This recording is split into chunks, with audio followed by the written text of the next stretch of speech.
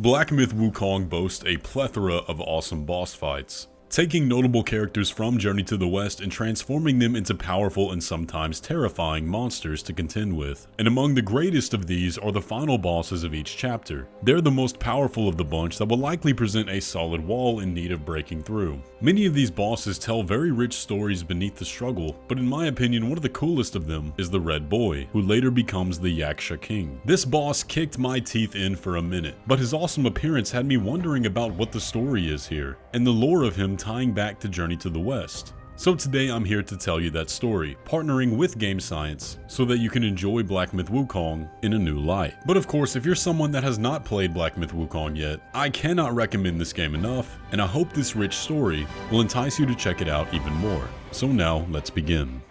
To begin our story today, we need to discuss what a Yaksha is. Yakshas originate from various forms of Buddhist and Hindu mythologies, typically as a sort of nature spirit. They can either be benevolent or malevolent, but in Journey to the West, the Yakshas are aquatic demons and spirits who serve as guards and soldiers in the court of the Dragon Kings, rulers of the underwater realms. They're often depicted as powerful but lesser Yaoguais, with a duty to protect their domains and enforce the Dragon King's will. And throughout the story, they are very loyal creatures, though not particularly intelligent, but among them is one who sets himself apart, and plays a key role in a very notable point of the story, that of course being the Red Boy. The Red Boy is introduced as a powerful Yaoguai with mastery over the Samadhi fire, a type of magical flame that is difficult to extinguish and can burn for very long durations. We see him have a particularly hot temper and arrogance, which of course matches very well with his fiery abilities. He's the son of the mighty Bull King and Princess Iron Fan, and partially gets his arrogance from his lineage. But we first see this character introduced in chapter 41 of Journey to the West, and that first encounter reads as follows. One day, the boy sage king, the Red Boy, was lounging in his cave when he saw smoke rising from a nearby forest. Curious, he sent his Yaoguai scouts to investigate, and they returned to report the presence of a monk and his companions traveling through the forest. The boy sage king, hearing that the monk was a holy man, was thrilled. He thought to himself, if I capture and eat him, I will gain immeasurable power and spiritual energy. He then devised a plan to capture the monk. Red Boy transformed himself into a small child in need of help, appearing lost and in tears. When Xuanzang saw the child, he was moved by compassion and approached him asking, "Young one, where is your family? Why are you here all alone?" Red Boy replied, "I lost my way while playing and now I can't find my parents. Please help me, good monk." Trusting in the boy's innocence, Xuanzang followed him deeper into the forest. Once they were alone, Red Boy dropped his disguise, revealing his true form, and captured Xuanzang with a roar saying, "You will make a fine feast for me." Xuanzang cried out for help, and his disciples, who were waiting nearby, quickly realized that he'd been taken by a Yaoguai. Sun Wukong, recognizing the nature of the trap, resolved to rescue his master and teach Red Boy a lesson.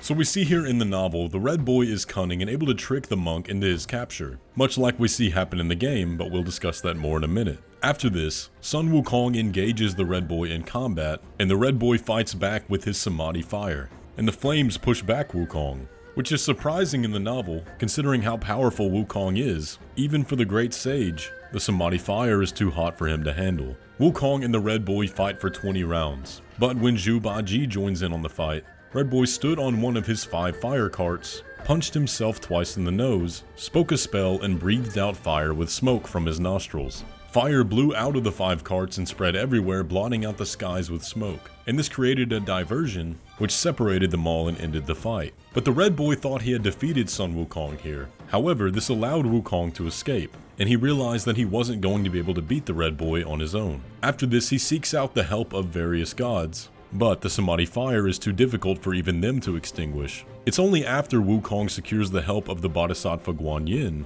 that they're able to finally outsmart the Red Boy. Continuing on in chapter 41, we read the following.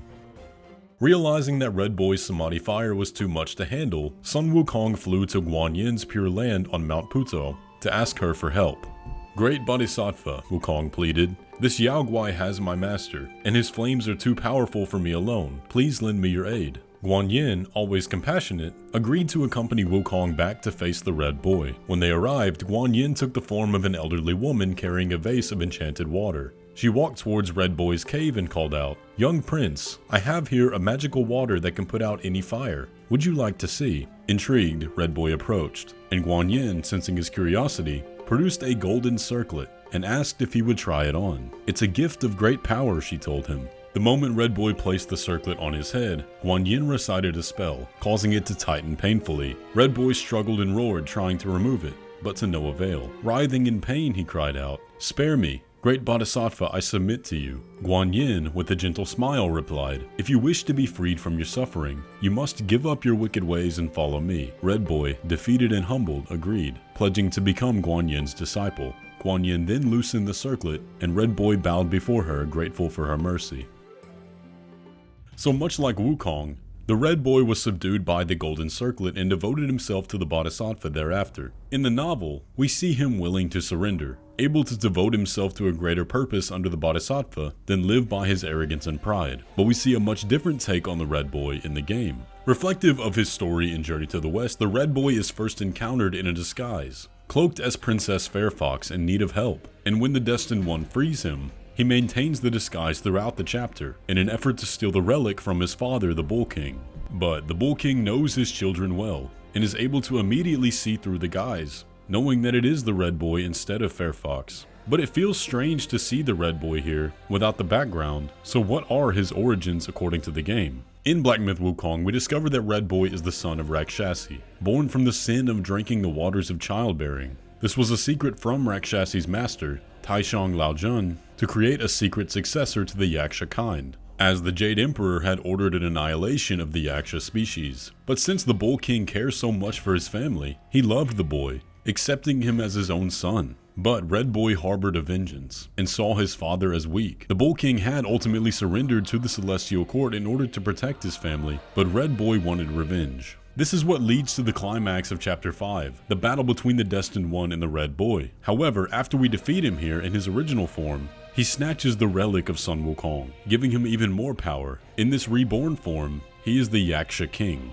a much more powerful and terrifying version of himself. It's a representation of the Red Boy's hatred and rage to avenge his people. Unlike in Journey to the West, where he resigned himself to follow the Bodhisattva, here the Red Boy fully leans into his zeal. And we see this particularly at the end of the fight, after defeating him for the second time. His mother, Rakshasi, wields the plantain fan to separate the Destined One and the Yaksha King, pleading that we spare him, even offering the fan in his place. But the warrior spirit of the Yaksha King is beyond reason at this point. We hear him say, "Their delight lies in our submission, kneeling and begging. You will never witness it from me," as he takes his own life, spelling the end of the Yaksha line.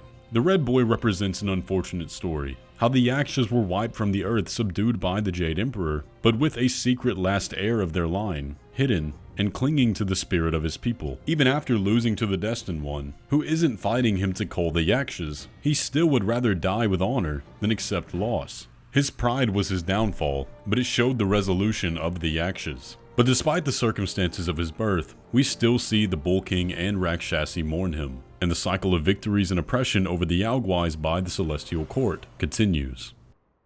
I really like the Red Boy as a character. It's really awesome how a character that only shows his true form for a short period of the game can have such a thought-provoking story behind it all. But what did you think about the Red Boy and the Yaksha King? Did you like this boss? I certainly did. I thought it was the coolest one in the game, besides maybe Erlang. But either way, if you have not already played Black Myth Wukong, I cannot urge you enough to embark on this adventure. Thanks again to Game Science for this partnership. Definitely check out the other Black Myth Wukong lore videos we did if you haven't already. But with all that, I will catch you in the next one.